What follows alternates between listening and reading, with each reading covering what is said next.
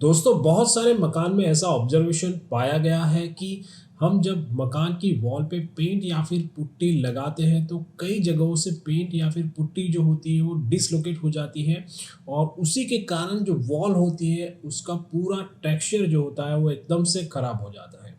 आपने भी कभी ऐसा एक्सपीरियंस किया होगा? अगर किया है तो हमें भी बताइए कमेंट करके कि कैसा रहा आपका एक्सपीरियंस।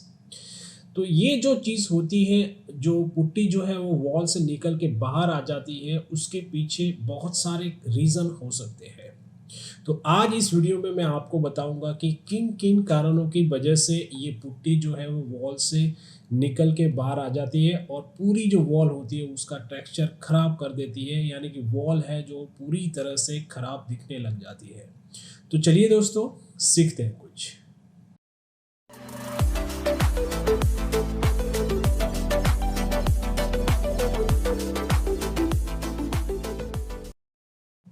तो जब भी आप ऑब्जर्व करते हैं कि पुट्टी जो है वो वॉल के प्लास्टर से निकल के बाहर आ चुकी है, तो इसके पीछे बहुत सारे कारण छुपे हुए हैं।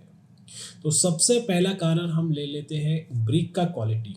यानी कि अगर आपने क्वालिटी ब्रिक यूज़ नहीं किया है तो वो जो ब्रिक है उस पे आपको एफ्लोरेंस कुछ टाइम के बाद दिखने लगेगा। एफ्लोरेंस के कारण क्या होता है कि जब भी एफ्लोरेंस जनरेट होता है तो वो वॉल की पुट्टी या फिर पेंट को बाहर निकाल देता है, यानी कि उसका प्रेशर वहाँ पे बना रहता है और उसी के कारण जो पुट्टी है वो वॉल के प्लास्टर से निकल जाती है। अगर आपने कोई नया मकान बनाया है या फिर कोई पुराने मकान के प्लास्टर पे अगर आप पेंट कर रहे हो तो इन कारणों का ध्यान रखिए। मगर जब भी आप ब्रिक वॉल अगर नए से बना रहे हैं तो आपकी जो ब्रिक है वो क्वालिटी ब्रिक होनी बहुत ही आवश्यक है। दूसरा कारण निकल के आता है lower mix proportion of plaster. यानी कि जब भी आप ब्रिक वॉल पे या कंक्रीट वॉल पे जब भी प्लास्टर करते हो तो उस टाइम पे अगर आपने सीमेंट और सैंड का प्रोपोर्शन जो है वो बराबर नहीं रखा है, यानी कई जगहों पे अगर आप देखोगे तो सैंड जो है वो ज़्यादा डाली जाती है, यानी कि कुछ टाइम के बाद वो सैंड जो है वो प्लास्टर में से निकलना शुरू हो जाती है। अगर ऐसी वॉल पे आप पुट्टी लगाओगे तो कुछ टाइम के बाद सैंड के साथ साथ पुट्टी या फिर उस पे लगाया हुआ पेंट भी निकल के बाहर आ जाएगा। तो जब भी आप प्लास्टर करें तो ध्यान रखिएगा कि आपका जो मिक्स प्रोपोर्शन है सीमेंट और सैंड का वो एकदम से सही होना ज़रूरी है। चलिए आगे बढ़ते हैं और तीसरा रीज़न है प्रिपरेशन ऑफ पुट्टी मिक्स। यानी कि जब भी प्लास्टर वॉल पे पुट्टी लगाई जाती है तो उससे पहले उसको पानी के साथ, यानी कि वाटर के साथ प्रॉपरली मिक्स करना बहुत ही आवश्यक होता है। अगर पुट्टी प्रॉपरली मिक्स नहीं है तो आपकी पुट्टी जो है वो प्लास्टर के साथ बॉन्ड नहीं बना पाएगी और वहीं से उसका डिटोरेशन शुरू हो जाएगा और वैसे लोकेशन है जहाँ पे एकदम से बॉन्ड अच्छी तरह से नहीं बना है, उसी जगह से पुट्टी जो है वो निकल सकती है। उसके बाद का जो रीज़न है वो है थिकनेस ऑफ पुट्टी लेयर। यानी कि जब आप प्लास्टर पे पुट्टी लगाते हो तो उसके पहले आपको देख लेना है कि प्लास्टर जो है वो स्मूथ है या फिर अंडुलेशन के साथ है। अगर कुछ अंडुलेशन आपको प्लास्टर में मिलते हैं तो उसको पुट्टी से मत भरिएगा।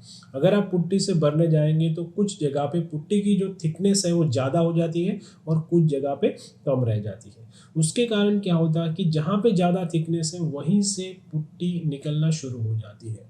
तो ऐसे अंडुलेशन में आपको क्या करना है कि आपको पहले सीमेंट या फिर कोई और मटेरियल से सारे जो अंडुलेशन है उसको दूर करना है, प्लास्टर को एकदम स्मूथ करना है और उसके बाद ही आपको पुट्टी वहाँ पे अप्लाई करनी है। उसके बाद का रीज़न है वीक बॉन्ड। जो पुट्टी और प्लास्टर के बीच में जो बॉन्ड बनता है वो अगर वीक रह जाता है। ये कैसे होता है मैं आपको बताता हूँ कि अगर कंस्ट्रक्शन साइट पे आप देखोगे तो जब प्लास्टर कर दिया वॉल पे, उसके बाद जो वॉल होती है उस पर बहुत सारी डर्ट जमी रहती है या फिर ऑयल या फिर ग्रीस के धब्बे होते हैं। अगर उसी वॉल पे जब पुट्टी लगाई जाती है तो डर्ट या आपकी ग्रीस और ऑयल के कारण उसका प्लास्टर वॉल के साथ बॉन्ड सही से नहीं होता है और उसी लोकेशन से आपकी पुट्टी जो है वो निकल के बाहर आ जाती है। तो ध्यान रखिएगा जब भी आप पुट्टी लगाएं तो आपकी प्लास्टर्ड वॉल है वो एकदम से क्लीन होनी बहुत ही आवश्यक होती है।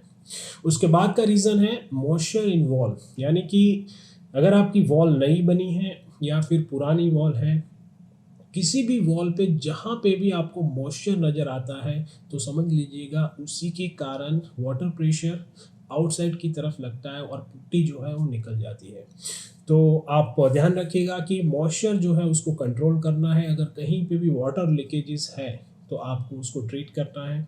अगर आपका मकान बहुत टाइम तक बंद रहता है तो उसके कारण भी आपका मॉइस्चर जनरेट हो सकता है, या फिर आपकी जो मॉनसून की सीज़न होती है उसमें भी अगर पानी वॉल से पेनिट्रेट होके अंदर आता है तो भी आपका मॉइस्चर वहाँ पे बना रहता है।